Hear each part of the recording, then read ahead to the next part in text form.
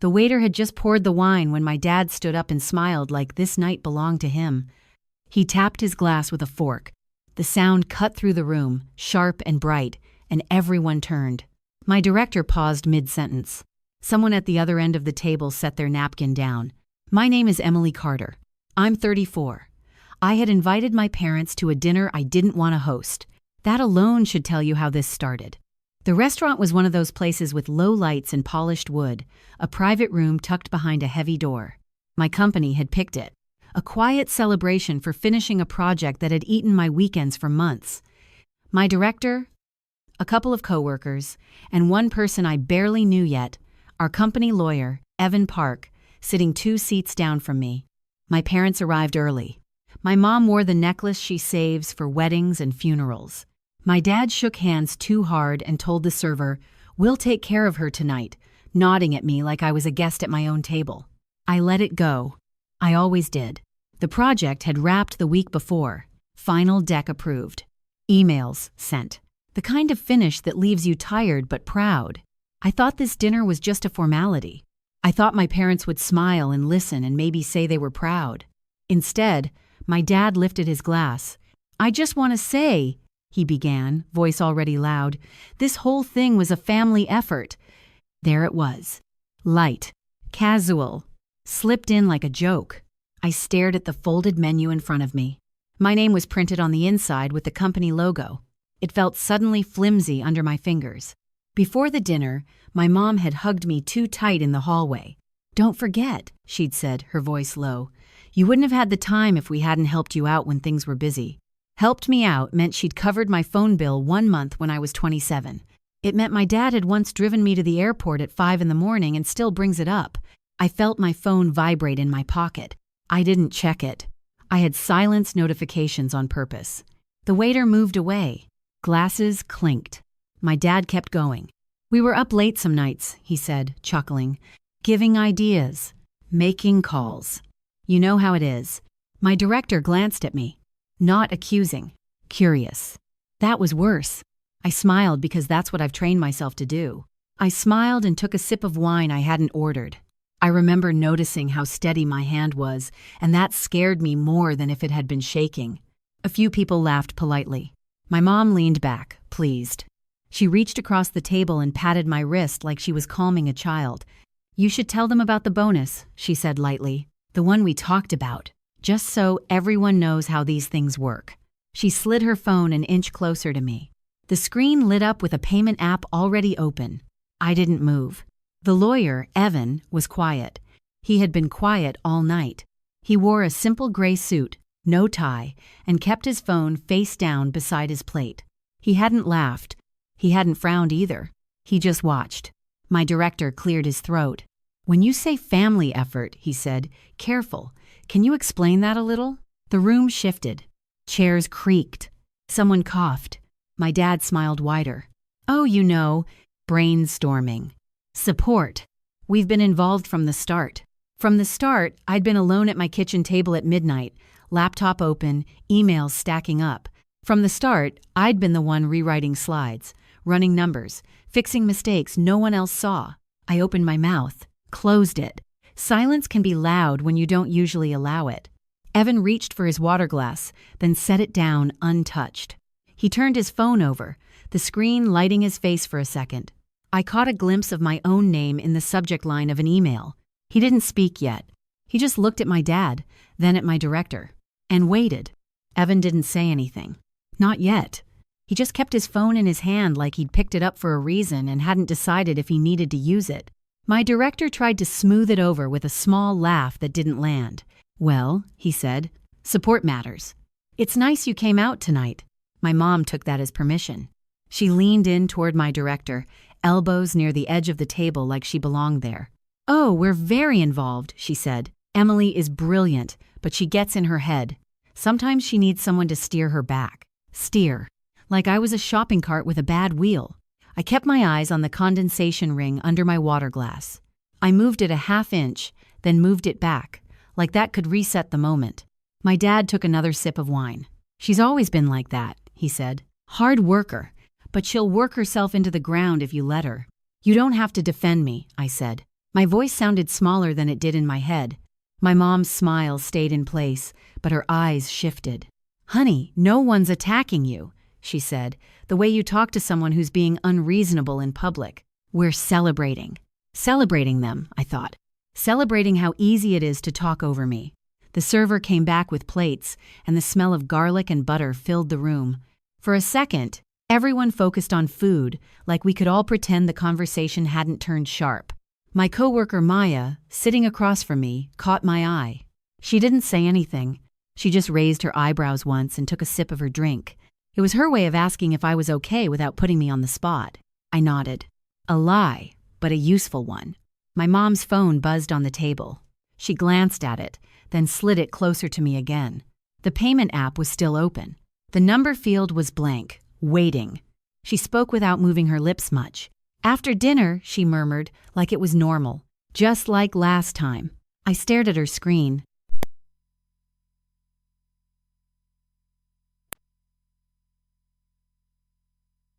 Temporary became recurring. Quietly, monthly, in amounts I didn't even want to add up.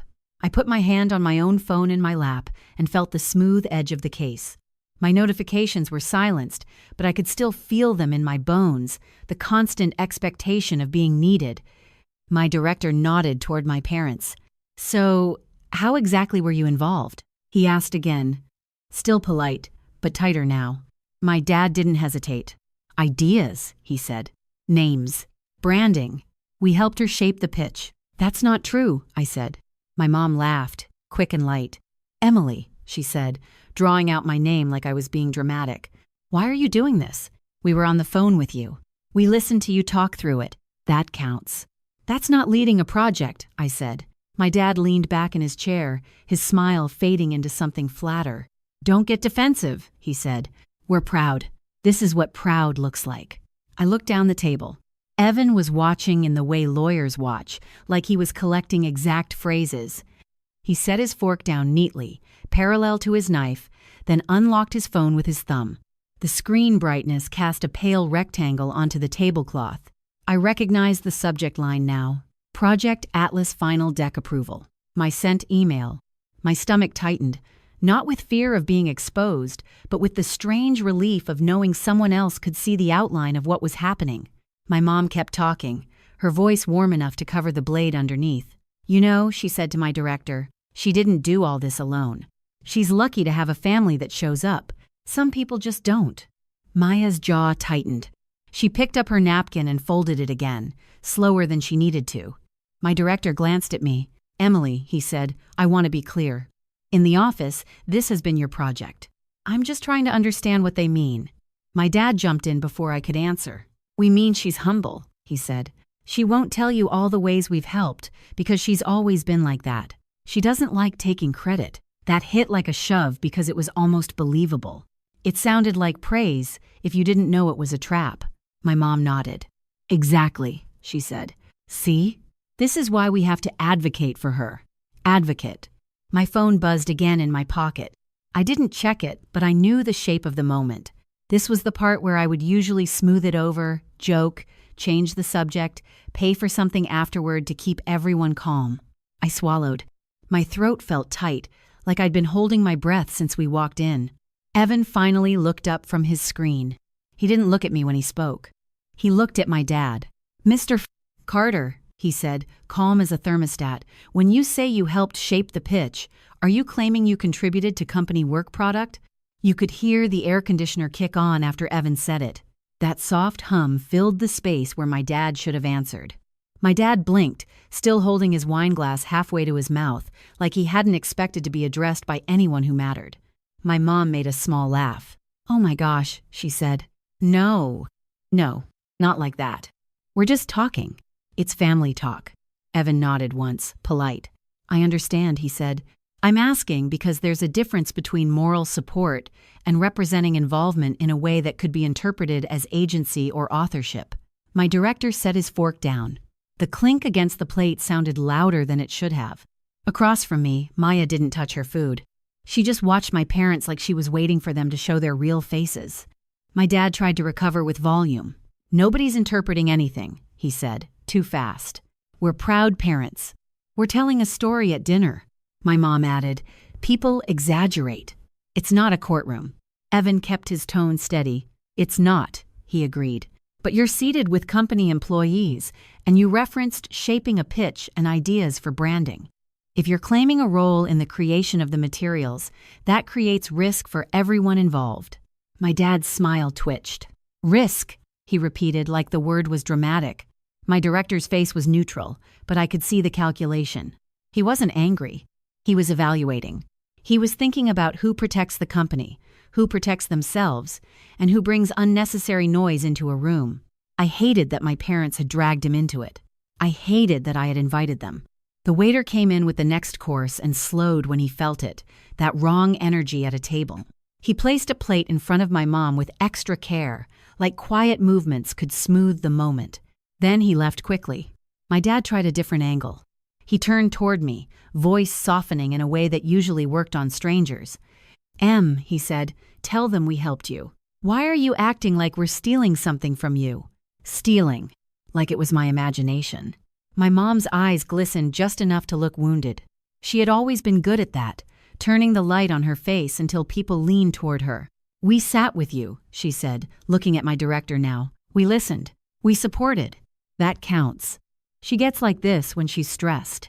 She takes everything so literally. That was the move. Make me the difficult one. My director gave a small nod, not agreeing, just acknowledging. "Emily's work on this project is documented," he said, careful. "But I'm hearing you." Documented. Evan's thumb moved on his screen. He turned the phone slightly, just enough that I could see it clearly now. My email thread, a chain of messages with the project deck attached, my name in the sender line again and again. Subject lines stacked like a staircase. Project Atlas Draft Deck. Revisions requested. Final review. Approval. My heart sped up, not because I'd done anything wrong, but because I knew what those emails represented. Hours alone. Decisions. Ownership. Evan looked at my director. "If it helps," he said, "I can confirm authorship and approvals. The file history is clear. Emily is listed as the owner and primary editor. All stakeholder feedback is logged through her." My dad's face hardened. "So now we're checking receipts at dinner," he said, a laugh that wasn't a laugh. My mom reached for her water. Her hand shook for the first time, just a little. She put the glass down too quickly, and it splashed a few drops onto the tablecloth. Maya leaned back in her chair and crossed her arms. She didn't smile. She looked relieved. My mom turned to me. Voice low. "Why is he doing this?" she whispered. Like Evan wasn't sitting right there. I didn't answer. I stayed quiet on purpose. I picked up my napkin and dabbed at a spot on the table like I was tidying something small, and I let the silence sit there. No defending. No soothing. No fixing.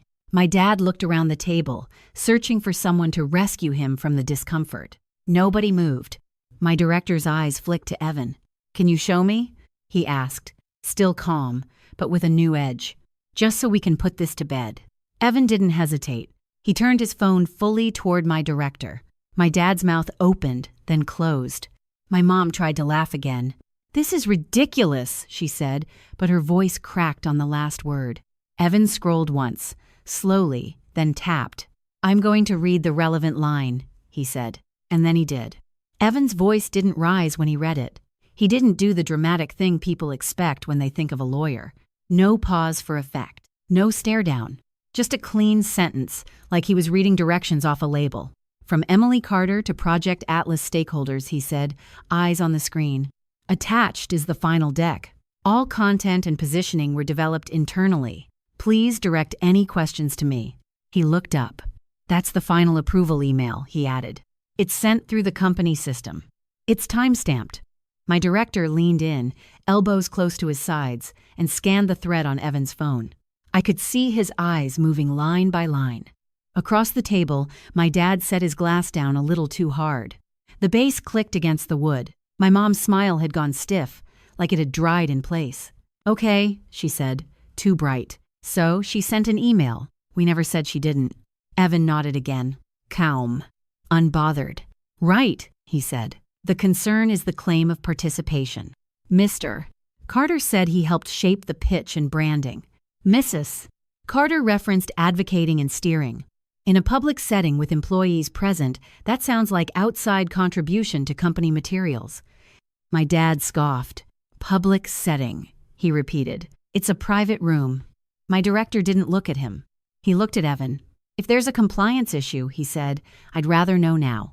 The words compliance issue landed on the table like a dropped utensil. My dad's face flushed. He tugged at the collar of his shirt like it suddenly didn't fit. My mom leaned forward, voice turning syrupy. There's no issue, she said. We're just proud. This is getting taken the wrong way. Maya's chair scraped softly as she shifted. She didn't say a word, but the sound alone felt like a vote. Evan rested his phone on the table, screen still lit, like he wanted it visible without waving it around. I'm not accusing you of anything criminal, he said evenly. I'm saying it's important not to misrepresent involvement. It can create confusion about ownership, confidentiality, and who is authorized to speak on behalf of the company. My dad laughed once, sharp. So now my kid can't even have dinner with her parents without legal threats. Evan didn't flinch. No one is threatening you, he said. I'm clarifying the record in front of the people who need clarity.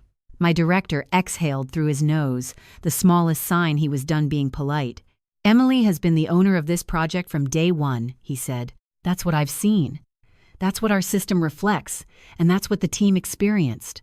My dad stared at him like he'd been betrayed by a stranger. My mom turned to me, eyes wide, silently asking me to step in and save her from the embarrassment. This was the moment I always stepped in. This was the moment I'd crack a joke and smooth the edges and pay for something later so no one stayed mad. My hands were on my lap. I could feel my nails pressing crescents into my own palm. I didn't speak. I looked down at the table, at the folded menu with my name on it, at the little smear of butter near my plate where I dragged my bread through without thinking. Then I looked back up at my mom and held her gaze. No anger. No pleading. Just stillness. She blinked first. My dad cleared his throat, trying to reclaim the room. Emily, he said louder than necessary, tell them we were there for you. Evan's voice stayed level. Being there for someone isn't the same as doing the work, he said. My director nodded once, like that sentence closed a file. The room had gone quiet in a way that felt physical. Even the clatter from the main dining room sounded far away now, muffled by the thick door. My mom made a sound that was supposed to be a laugh. It came out thin. Well, she said, pushing her hair behind her ear with shaky fingers, I guess we'll just sit here and be the villains. Nobody answered. The waiter cracked the door open, peeking in with a cautious smile. Everything tasting okay?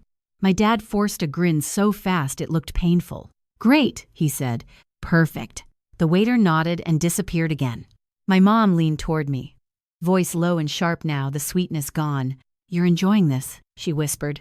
I turned my head slightly, enough that only she could hear me. I'm not, I said. I'm just not fixing it. Her face changed in a second. Something cold moved behind her eyes. She reached for her purse, lifted it onto her lap, and started rummaging as if she needed something right then. A second later, her phone buzzed again. She looked at the screen, then slid it toward me one more time, like a reflex. The payment app was open. This time there was an amount typed in. I stared at the number on my mom's screen. It wasn't a rent amount. It wasn't an emergency. It was the kind of clean, rounded number you type when you've already decided you deserve it. My mom kept her voice low, like we were sharing a secret instead of sitting in a room full of witnesses. Just send it, she whispered. We can talk later. My dad was watching my director now, not me. He had that fixed smile people wear when they're trying to prove they're fine. Evan reached for his napkin and dabbed the corner of his mouth, unhurried. For everyone's comfort, he said, still calm, we can move away from the specifics of the project and just address the principle. No outside party should claim authorship or involvement in company work product. That includes in casual conversation when employees are present. My mom sat back and tried to laugh. This is so dramatic, she said, a little too loud. We're at dinner. We're not signing contracts. My director looked down at his plate like he was deciding how much patience he had left. Diane, he said, and hearing my mother's first name from him made my stomach tighten. This isn't about drama. It's about clarity. My dad held up his hands. Fine, he said. Clarity. Emily did it. She did the whole thing. Happy? He said it like he was giving something up that belonged to him. Evan didn't take the bait. He kept his voice even.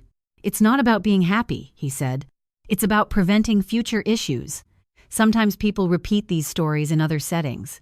Sometimes they reach clients or vendors. Then it becomes a problem that's harder to unwind. The way he said unwind made it sound like a knot he'd untie for a living. My mom's jaw tightened. She looked at me, then back to my director.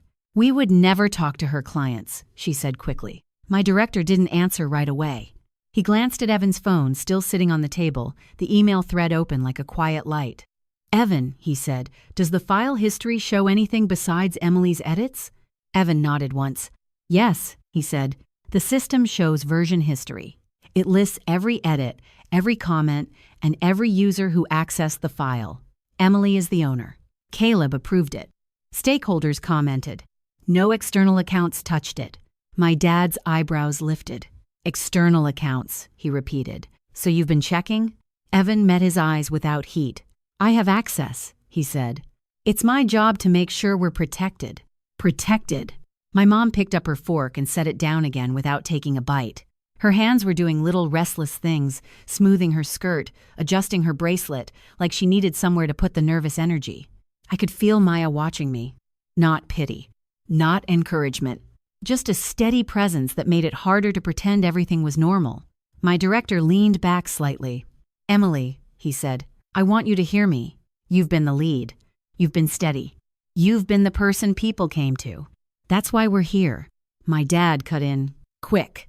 "And we're proud," he said. "That's all this was." My mom nodded too fast. "Exactly," she said. "We're proud. I don't know why it has to turn into this whole interrogation.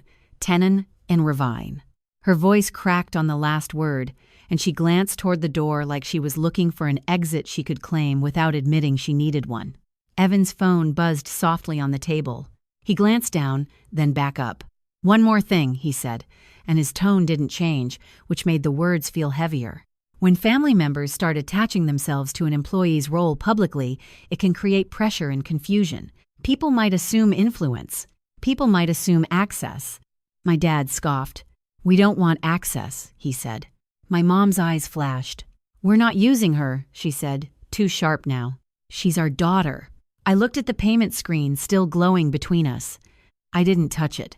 I slid my own phone out of my pocket and placed it face down beside my plate, a small, deliberate move. My mom's gaze dropped to it like it was a weapon. My director noticed too. He didn't comment, but his eyes stayed on that small patch of table for a second longer than normal. Then he looked back at my parents. "I've seen this before," he said, not unkindly. "Families get excited. They tell stories. But there's a line between pride and ownership." My dad's mouth tightened. "So what?" he said. "We're supposed to sit there and act like we don't know our own kid?" Evan answered. "Simple. You can be proud without claiming the work," he said. My mom tried to smooth her face back into a smile. "Fine," she said, voice bright again. "We won't say anything. Are we done now?" She reached for her wine glass, but her hand shook enough that the liquid trembled near the rim. Maya finally spoke, quiet but clear.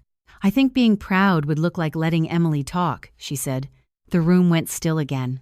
My mom's smile dropped like someone had turned off a light. My dad stared at Maya, then at me, and I could see him deciding whether to lash out or retreat. My director pushed his chair back a few inches. Not leaving. Just creating space. "Emily," he said, "after this I'd like a quick word in the hall." My mom glanced at me, then at the door. Her lips pressed together, and she said under her breath, "Don't you dare make me look stupid out there." In the hallway, the lights were brighter, and the air smelled like lemon cleaner. My director stood near a framed photo of the city skyline, hands in his pockets, posture calm like he didn't want to escalate anything. Evan stayed a few steps back, giving it space without leaving. I could still hear muffled laughter from the main dining room. A glass clinked somewhere beyond the door. Life continuing like nothing had happened. "Emily," my director said quietly, "you did nothing wrong in there." I nodded once.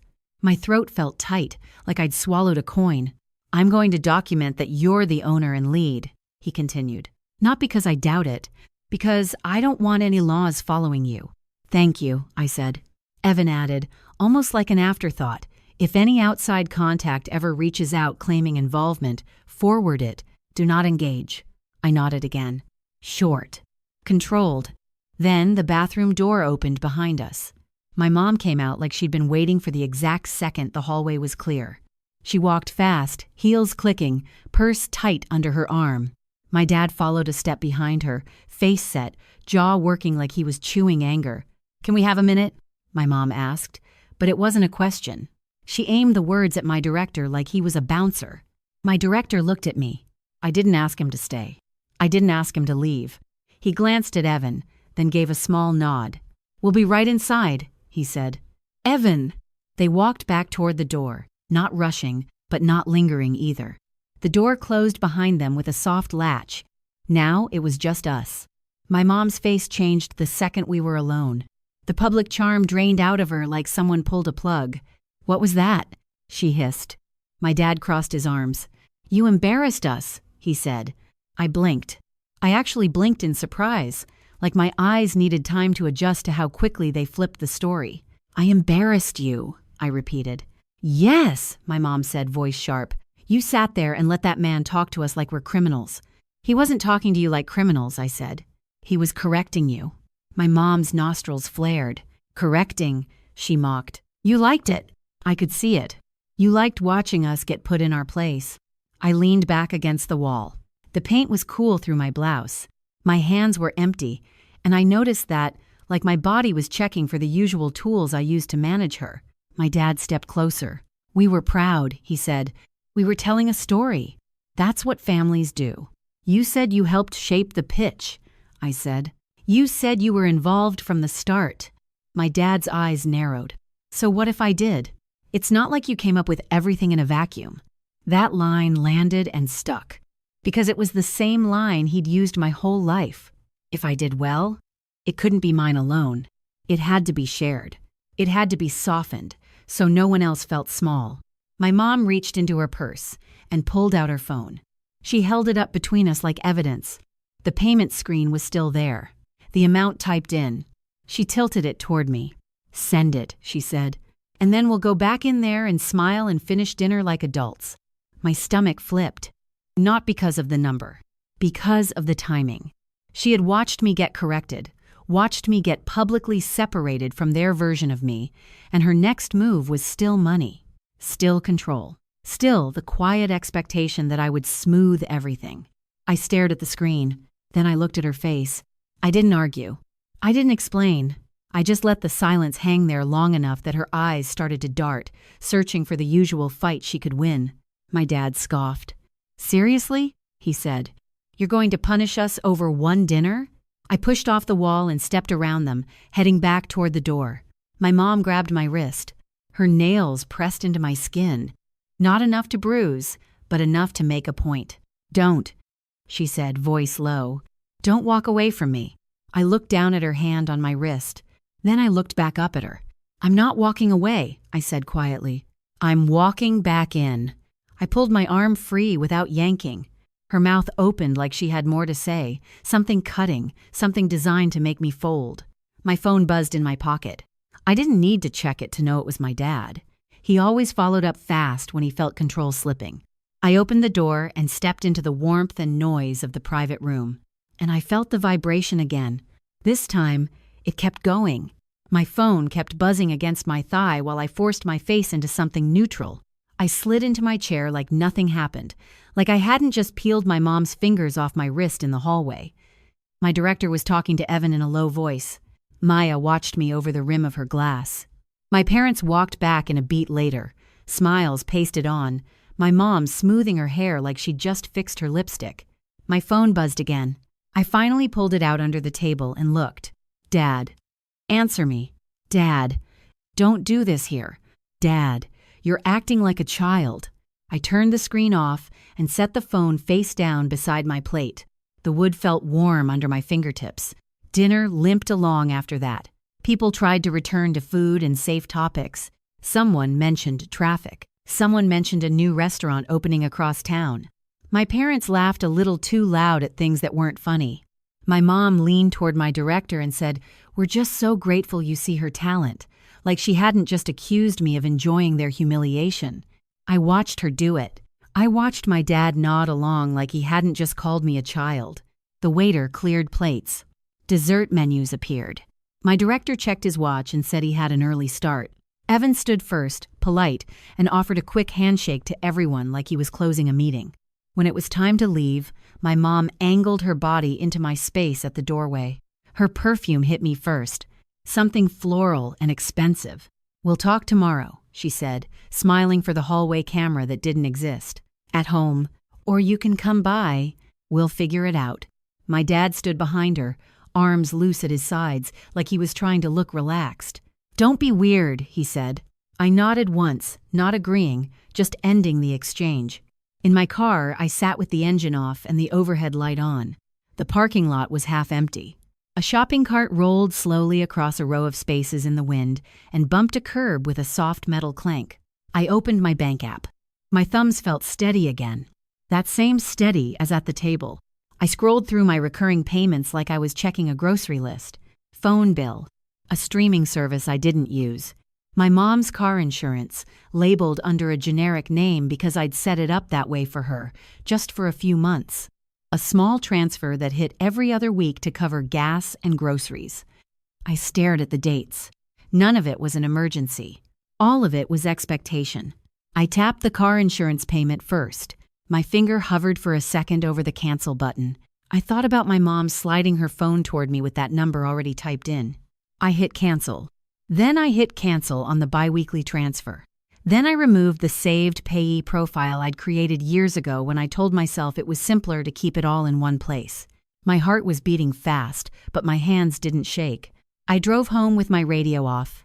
At my apartment, I kicked off my shoes by the door and stood in the quiet kitchen, staring at the little pile of mail on the counter like it might contain something I forgot.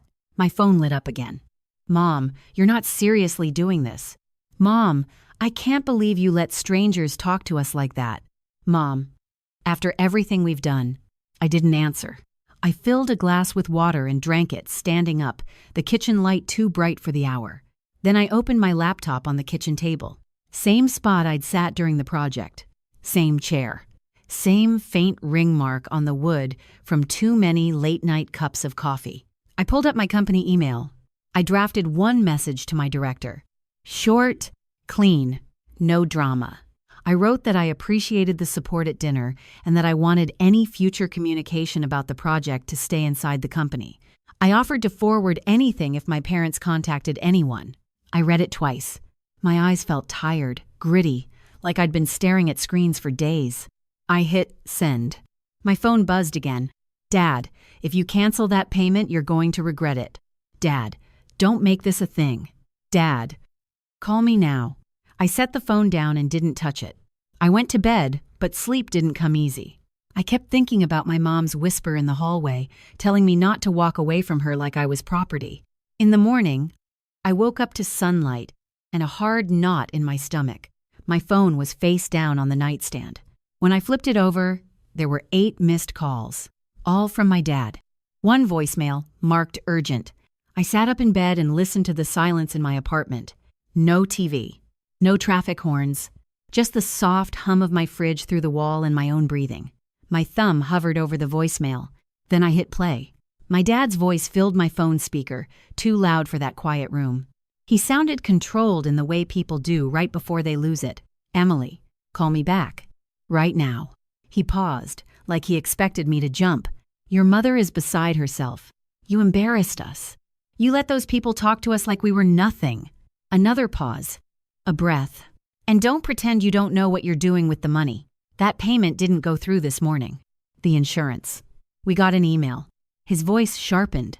"If the car gets canceled and something happens, that's on you. Do you understand me? That's on you." He stopped again, like he was waiting for my apology inside the voicemail. Then, lower, "Call me back." The message ended. I stared at the screen until it dimmed. I could feel the old reflex in my chest, the part of me that wanted to fix it so the day could start without a fight, the part that believed peace was something I had to buy. I set the phone down and swung my feet onto the floor. In the bathroom mirror, my face looked the same. No dramatic changes. No heroic glow. Just a woman in an oversized t-shirt with sleep creases on her cheek. I brushed my teeth and rinsed the sink. Small motions that made the morning feel normal, even when it wasn't. At the office, the lobby smelled like coffee and printer toner. The security guard nodded at me like always. The elevator ride up felt longer than usual. When I stepped into the glass-walled conference room, my director was already there. He had his laptop open and a legal pad beside it. Evan sat a chair away, jacket off, sleeves rolled down, a pen clipped to a folder. No one looked angry. That helped. "Morning," my director said. "Morning," I answered, and my voice didn't shake. He gestured to the chair. "I wanted to follow up quickly," he said. "Last night was awkward. It shouldn't have been your burden." Evan slid a single printed page across the table toward me. It wasn't dramatic. No binder. No thick packet. Just a simple internal memo with my name on it and the project title beneath, documenting my role as lead and owner, plus a line about external misrepresentation and confidentiality. Evan spoke like he was reading weather. "This is for your file," he said. "It's also to make sure there's no ambiguity if anyone repeats a story outside the company. If your parents contact anyone here, forward it.